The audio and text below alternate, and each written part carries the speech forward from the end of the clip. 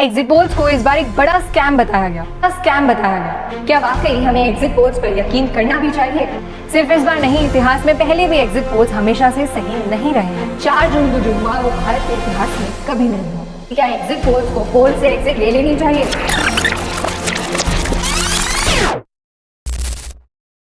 नमस्कार, मेरा नाम है मान्या गुप्ता और आज हम चर्चा करने वाले हैं इस बात पर कि एग्जिट पोल्स क्या है। एग्जिट पोल्स को इस बार एक बड़ा स्कैम बताया गया। मेरे से लिखवा लो, सारे एग्जिट पोल फर्जी हैं। We are absolutely convinced that this is a scam. क्यों? आइए जानते हैं। Countdown has begun to verdict day. This is the most anticipated exit poll. पूरे देश की नजर आज टिकी हुई है हमारे एग्जिट पोल पर, सबसे सर्वश्रेष्ठ, and it is going to be exit poll figures on Republic. Well,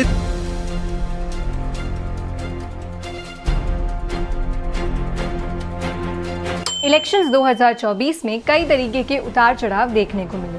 हर बार की तरह विपक्ष नेताओं ने इस बार भी हर तरीके के तंज कसे।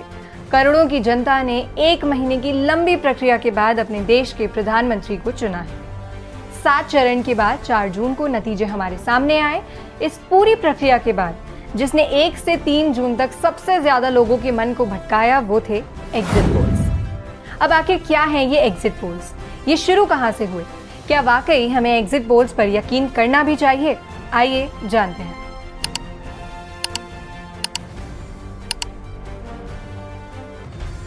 एग्जिट पोल्स चुनावी प्रक्रिया का ही एक भाग है जो मीडिया हाउसेस, पॉलिटिकल एनालिस्ट और आम जनता के लिए महत्वपूर्ण भूमिका निभाते हैं।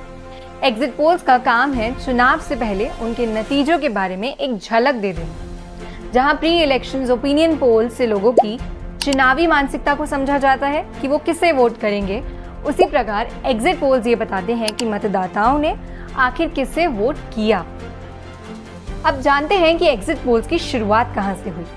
एग्जिट पोल्स की शुरुआत यूएस से 1967 से हुई, जब सीबीएस न्यूज ने पहली बार इसका इस्तेमाल किया लोगों की राय जानने के लिए कि उन्होंने किसे वोट किया है, और नतीजे काफी हद तक वही निकले जो अनुमान लगाए गए थे। ये प्रक्रिया बढ़ती गई और 1970 तक ये यूएस इलेक्शंस के अनुमान का हिस्सा बन गई। ये तरीका विश्व में प्रसिद्ध होने लगा। यूके और जर्मनी जैसे देशों ने भी इसका इस्तेमाल करना शुरू कर दिया। अब भारत में इसकी एंट्री कब हुई?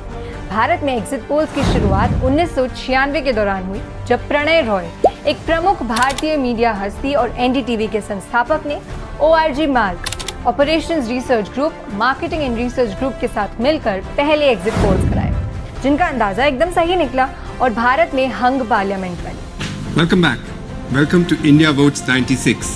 The situation is gradually becoming clearer and it now seems that the BJP will be the single largest party, but we are not very clear about how many seats they'll get, but it may not be up to 200 which they expect, and the Congress is heading for something like 150, but we'll have many more detailed results and we'll tell you how we come to these conclusions. इस exit poll से भारत में election analysis और reporting के तरीके में कई महत्वपूर्ण बदलाव देखने को मिले, जिससे मतदाताओं के व्यवहार और चुनाव के परिणाम क्या आ सकते हैं इस पर जानकारी मिली। बस फिर 1998, 1999 से एग्जिट पोल्स को भारत में जगह मिली। कई ऑर्गेनाइजेशंस ने अपने एग्जिट पोल्स के सर्वे निकालना शुरू किया। एग्जिट पोल्स होते कैसे हैं?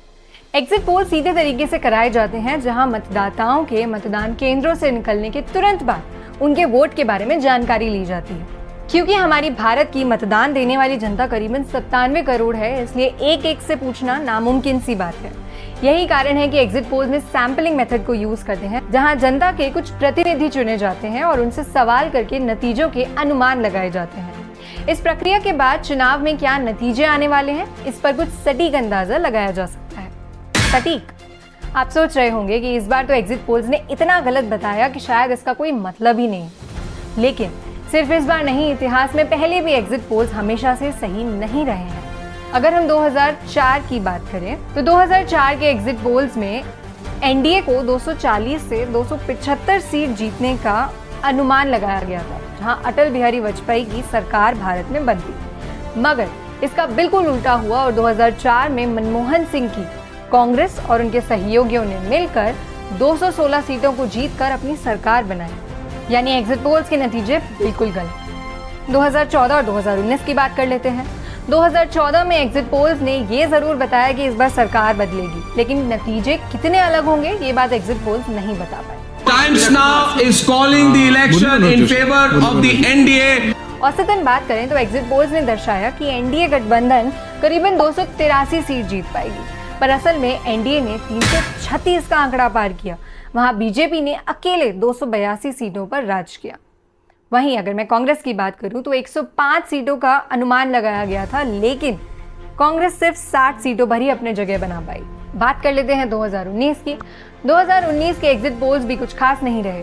एनडीए गठबंधन को 306 सीट मिलने का अनुमान था, लेकिन वह नंबर 352 तक जा पहुंचा और बीजेपी ने अकेले 303 सीटें जीतकर अपनी सरकार बनाई। अब चलिए बात कर लेते हैं 2024 की। इस बार भी हमें पता है कि एग्जिट पोल्स के जरिए हमारे दिमाग से कितना खेला गया। एग्जिट पोल्स ने इस बार माना था कि बीजेपी अपनी पूर्ण बहुमत से एनडीए के साथ सरकार बनाएगी, लेकिन ये बात बिल्कुल गलत साबित हुई और बीजेपी ने पूर्ण बहुमत नहीं हासिल की। वहीं विपक्षी नेताओं को इस बार अच्छे खासे वोट भी मिले। नरेंद्र मोदी इस बार भारत के प्रधानमंत्री जरूर बने हैं, लेकिन उनका नारा अब की बार 400 पार शायद लोगों की समझ से जरा दूर रहा। 10 साल बाद आज बीजेपी को पूर्ण बहुमत नहीं मिली है। बीजेपी कुल 240 सीटों पर ही अपनी जगह बना पाई। हालांकि सरकार एनडीए गठबंधन की ही बनी है। भारत की कुछ जानी मानी पोस्टर्स हैं Axis My India, C Voter, Today's Chanakya, जिनकी भविष्यवाणी इस बार 2024 में एकदम गलत साबित हुई। मगर इस बार एग्जिट पोल्स के साथ एक अलग सवाल जुड़ा है कि क्या ये एक बड़ा स्कैम था जिसकी वजह से स्टॉक मार्केट में इतनी खलबली देखने को मिली। एग्जिट पोल से पहले प्रधानमंत्री नरेंद्र मोदी और गृह मंत्री अमित शाह ने लोगों को बताया कि स्टॉक मार्केट में एक बड़ा इजाफा देखने को मिल सकता है और इलेक्शन वीक में स्टॉक मार्केट जरूर ऊपर रहेगा। तो 6 जून के पहले आप बाय कर लेना, 4 जून के पहले वो शूट अप करेगा। ठीक आएगा। आप इस हफ्ते भर में देखना कि यानी भारत का स्टॉक मार्केट के लिए उसके सारे जो उनके प्रोग्रामिंग के जो प्रोग्रामिंग वाले सारे तक जाएंगे।